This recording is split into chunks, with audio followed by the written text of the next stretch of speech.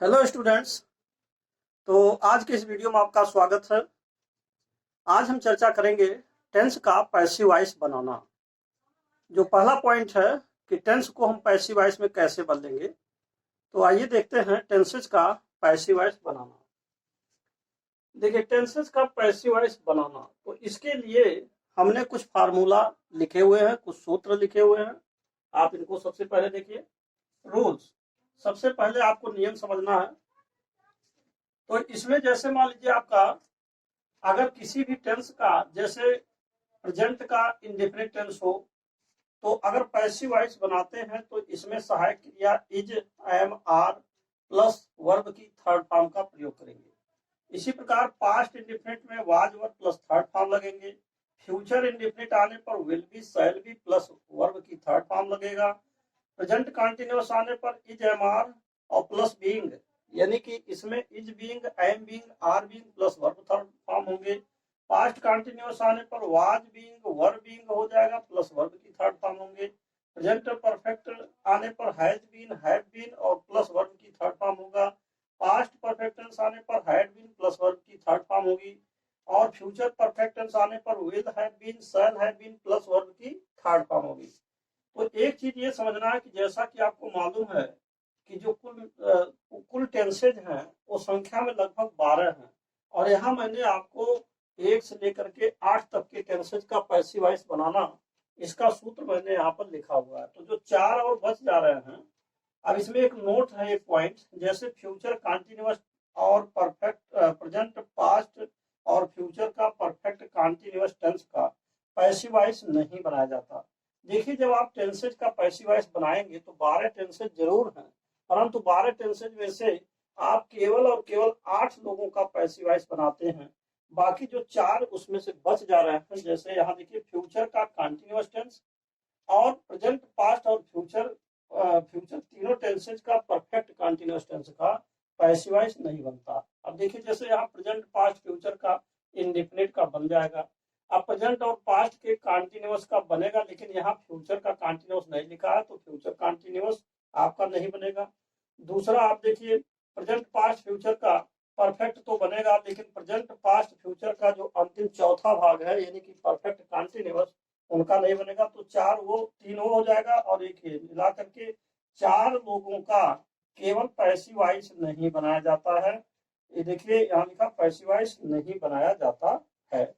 तो अब प्रश्न यह है कि जो 8 लोग हैं, 8 सूत्र मैंने आपको बताया है। अब इनका आप एग्जाम्पल्स देखेंगे कि कैसे हम किसी भी एक्टिव वॉइस को पैसिव वॉइस में कैसे बदला जाएगा, किस तरीके से हम बदलते हैं।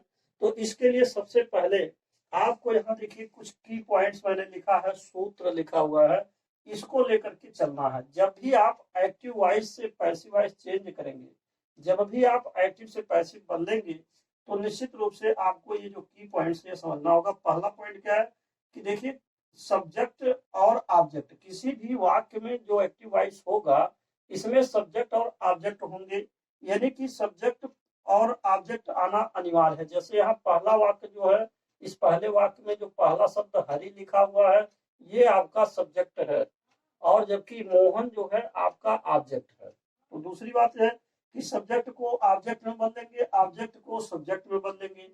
तो देखिए, अगर हम सब्जेक्ट को अगर हम पहला मान लें और ऑब्जेक्ट को अगर हम दूसरा पॉइंट मान लें, जैसा कि सब्जेक्ट यहाँ देखिए पहला लिखा है और नंबर 2 पॉइंट ऑब्जेक्ट लिखा है, तो यह स्पष्ट है कि नंबर 1 जो होगा वो सब्जेक्ट होगा और नंबर 2 जो होगा वो आपका ऑब्जेक्ट होगा। तो जब आप पैसिव बदलेंगे तो सब्जेक्ट को ऑब्जेक्ट में, ऑब्जेक्ट को सब्जेक्ट में, यानी कि यहाँ जो देखिए हरि लिखा है और फिर मोहन लिखा, तो हरि आपका चला जाएगा पैसिव वॉइस में, यहाँ नंबर 1 देखिए, यहाँ लिखा नंबर 1 यहाँ चला जाएगा, और नंबर 2 आपका मोहन यहाँ लिखा, तो मोहन यहाँ नंबर 2 चला आएगा जब आप पैसिव वॉइस बदलेंगे।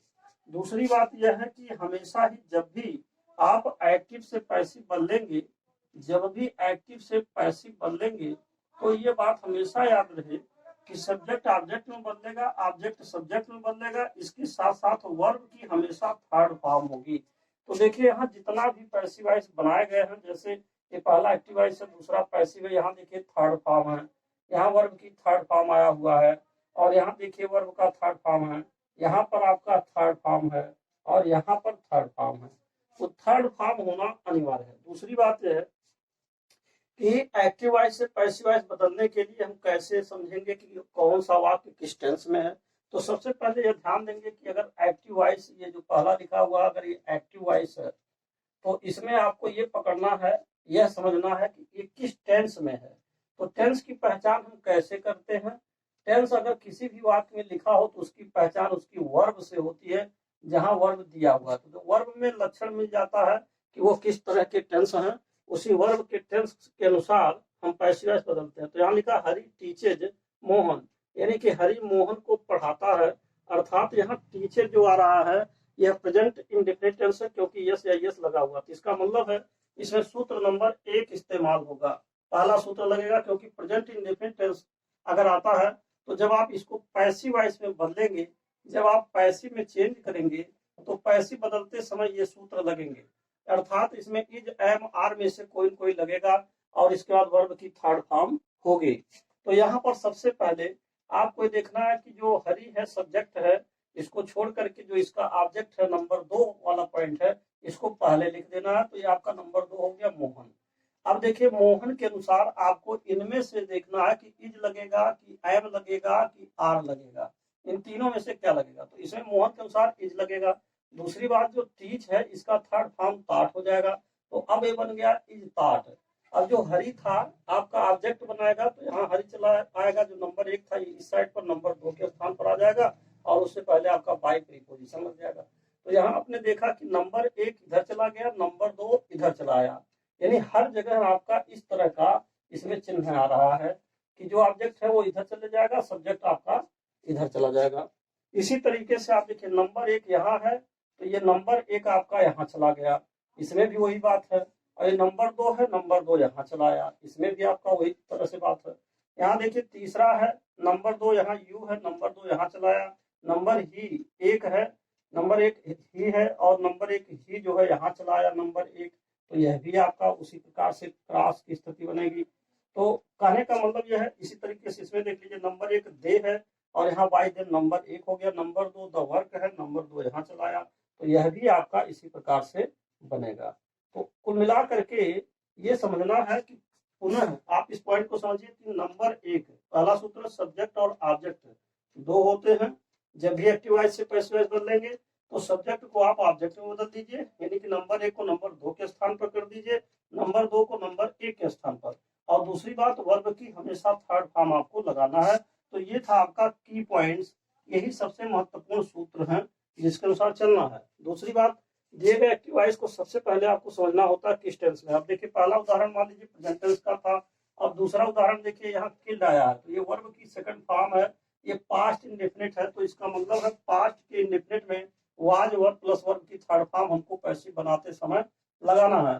तो यहाँ पर देखिए वाज वर्ब में से कोई कोई लगेगा, तो यहाँ हम नंबर 1 को जो लिखा है यहाँ ले जाएंगे नंबर 2 के स्थान पर, और नंबर 2 को लाएंगे नंबर 1 के स्थान पर। तो द राइट जो आया है यहाँ लिख दिया गया नंबर 1 के स्थान पर। अब देखिए राइट के अनुसार इसमें से वाज लगेगा ना कि वर्ब, तो हमने वाज लिख दिया है। और वर्ब जो है यहाँ सेकंड फॉर्म अगर किल्ड है तो इसका थर्ड फॉर्म ये किल्ड होता है, ये थर्ड फॉर्म है, तो यहाँ लिख दिया गया। और इसके बाद द कैट इधर चला आया जो नंबर 1 था ऑब्जेक्ट के स्थान पर, और यहाँ बाय लग गया। इस तरीके से आपका ये भी पैसिव बन गया। तो तीसरा उदाहरण है ही विल हेल्प यू, ये किस टेंस में है? Will help. जिस वाक्य में विल शैल प्लस वर्ब की फर्स्ट फॉर्म आ रहा हो, अगर किसी भी वाक्य में वर्ब की फर्स्ट फॉर्म आ रहा हो प्लस विल और शैल आ रहे हो तो निश्चित बात है फ्यूचर इंडिफिनिट होगा।